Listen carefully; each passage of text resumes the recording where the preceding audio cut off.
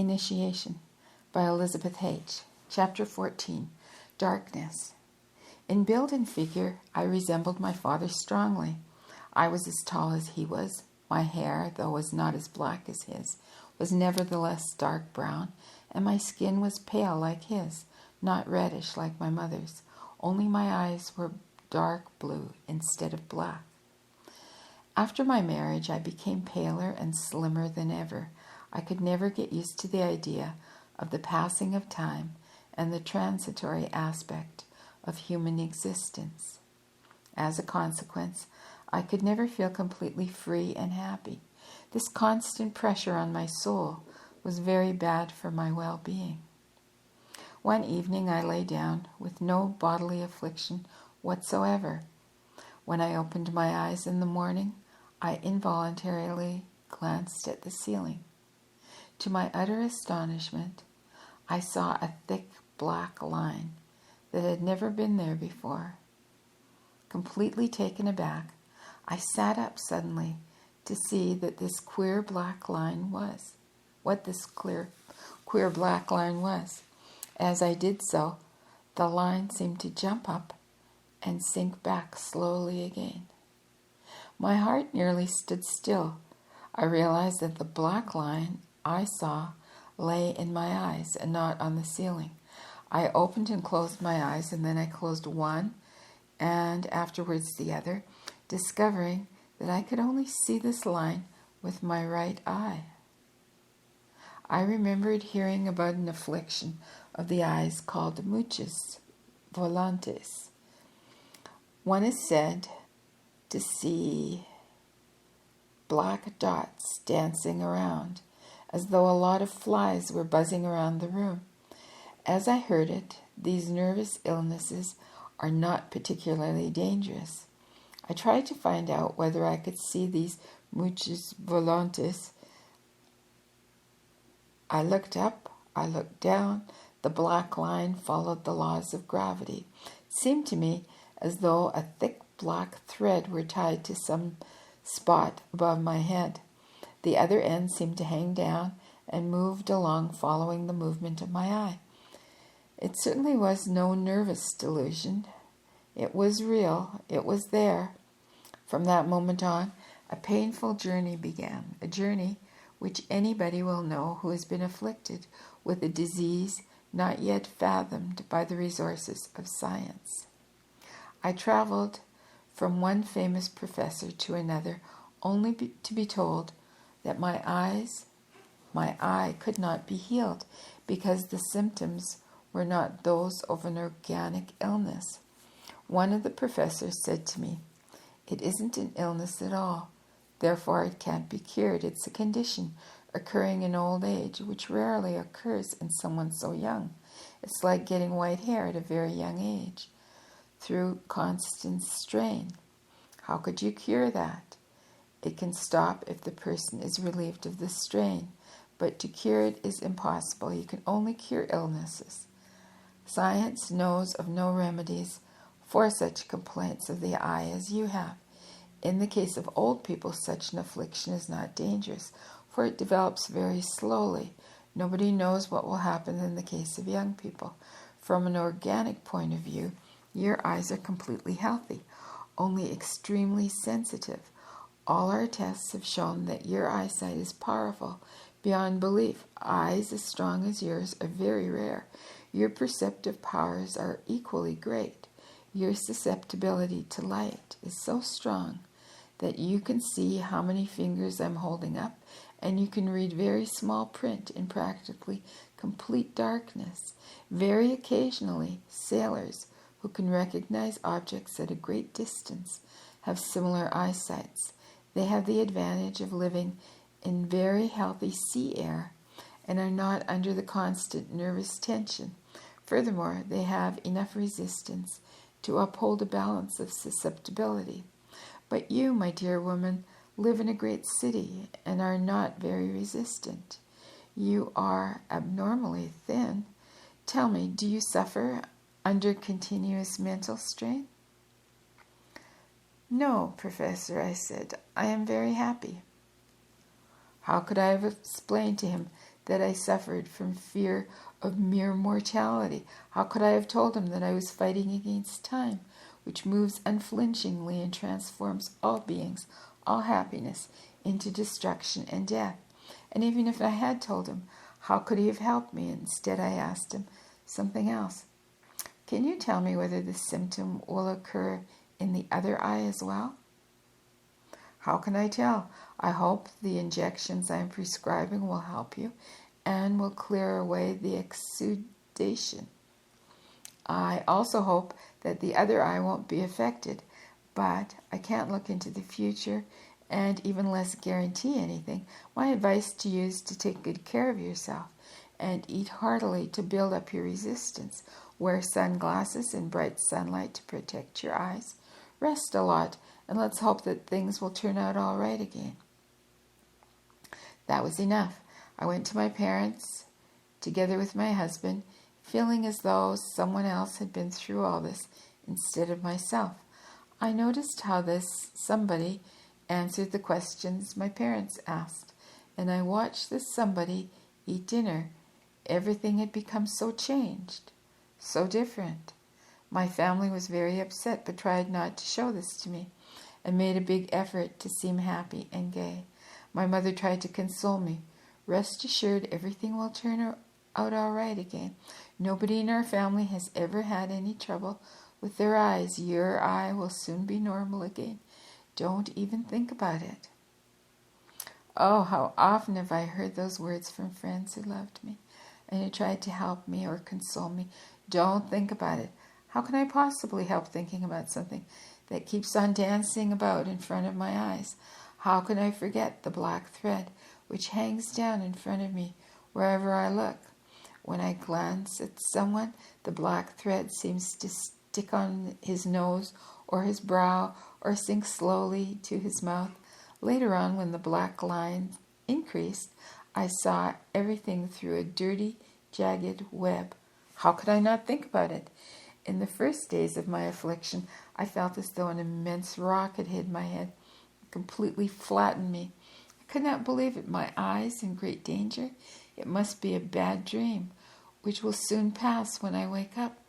Then I will be relieved of this terrible nightmare and be free again. But I was never freed of this nightmare. I sat in front of my mirror and I looked at myself. A childish face with large, dark blue eyes looked back at me. And those eyes were supposed to show signs of old age, but I'm young. I've only started off in life. I can't be old yet. When I was up on that mountain and encountered death for the first time, I knew that everything was of purely transitory value. Yet, time does pass so quickly, so unexpectedly. At the time, I calmed myself, knowing that death was a long way away. Should death be coming to me so soon? Or can it be that certain parts of my body grow older sooner than others?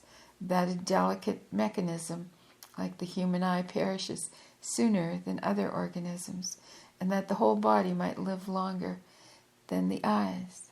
Blind? Terrible, terrible. No, I could not stand it. I wanted to run away, to flee, but to where?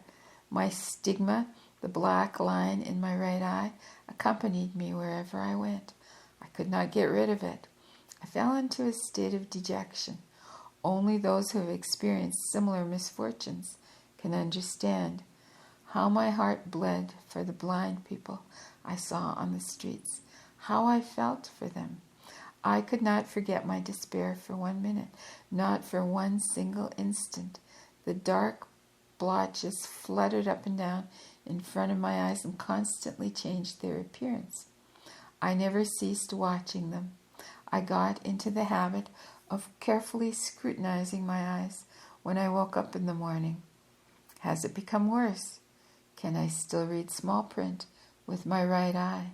And if not, if I had to admit, with indescribable terror, that my condition had worsened overnight, the blood used to rush to my head, and with my heart pounding, I continued to examine myself to see how much worse it had become. Oh, Beethoven! In these days I learned to understand your despair when you lost your hearing. You knew the frame of mind, the panic which comes when one is overwhelmed by the feeling of not being able to stand it anymore, of wanting to flee to escape from terrible suffering. Yes, but where? My ill luck will always be with me. I cannot get rid of it. I am stricken forever. My despair over the evanescence of life was not enough. I now carried something like eternal memento around with me to remind me of decay and death. I sometimes felt that those black lines would drive me mad. Never again could I really enjoy myself. My husband did everything to make me forget the condition of my eyes. But whatever he did, however much he pampered me with presents, I could never be happy. Everywhere I looked, I saw corruption and death, for I always saw black lines, as the Carthusian monks who are forced to regard the two letters M in the palms of their hands as a reminder of the words memento mori. So did the black lines in front of my eyes constantly remind me of blindness and death. If my husband took me to a beautiful spot in the country, I used to think, oh, how long will I still be able to see the sunshine, the mountains, the fields, the sky, in fact, the treasures of nature. If I saw a wonderful performance at the opera, I thought, how long can I still delight in the delicate movements of graceful ballet dancers? Deepest despair, brought forth by the cruelty of reality, had taken hold of me, for my left eye was, if only very slowly yet definitely, beginning to be affected as well. I was therefore well on my way to becoming blind. I could not even cry properly. I had never cried much, for I regarded crying as a senseless means of expression, a form of self-pity, which I considered myself to be unworthy of. Now crying was strictly forbidden, for it would have harmed my eyes very much. I bore my despair without any exterior sign, and I never talked about it, for I saw that if I were constantly to talk about my affliction, my friends and acquaintances would suffer as much as I. Consequently, as normal human beings usually try to rid themselves of everything which seems unpleasant, they would drift away from me. I did not want to become disagreeable and boring in my own troubles. On the contrary, I was always gay and humorous, like a clown who hides his deepest sorrows under a painted mask. Thus did I bear my misery in silent suffering. This blow also destroyed my artistic ambitions. Besides playing the piano, I had made great progress in drawing and painting, and my teachers expected a lot in the future. Painting and drawing had always given me much pleasure. This too now came to an end. When I tried to paint, I saw lots of little black blobs on the canvas. This made me very nervous, and I had to control myself so as not to throw my brush away in anger. I lost my energy and my will to paint. The thought of gaining a reputation and becoming famous only to have to give up everything because of blindness disturbed me profoundly. No, I preferred to give up my artistic career and continued playing the piano, for I could play blind as well. I practiced with my eyes closed. I walked around the room blindfolded and tried to find various objects. I tried to dress and comb my hair with my eyes closed, so as to be prepared when complete darkness came. I also did this because closing my eyes was the only way of escaping from those aggravating black lines which kept on dancing in front of my eyes. It was my only hope. The salt injections were an equally trying ordeal. Human reflexes are such that the eye closes immediately in the face of possible danger. The eyelids shut instinctively when an object approaches the eye. I had to conquer those reflexes and control myself. I had to keep my eye open without movement and watch. For if the eye is open, one is obliged to watch, whether one likes it or not. How the doctor pricked my eye with the needle. I had to go through this procedure many times. I did not know at the time that what I was learning, namely to control the natural instincts, was in fact one of the most advanced yoga exercises, which eventually brings about complete control over all bodily functions. I was forced to do so by fate, and so gained a very powerful grip on my nerves by pure chance. Yet when the doctors saw me to the door after my first injection, I felt very weak, and I had to pull myself together so as not to stumble and fall. The smile I tried to give him did not come very easily. I felt as if all the muscles around my mouth had rusted, and for all my troubles, the injections did not help at all. I stopped going to professors and became more and more pessimistic. The answer was always the same. It's no organic illness. Your eyes are completely healthy. It's the lens which is filming over. From day to day, my eyesight became worse and worse. What difference does it make if one goes blind with healthy or with diseased eyes? I had to accept the seemingly inevitable. I might have given in, but I could not.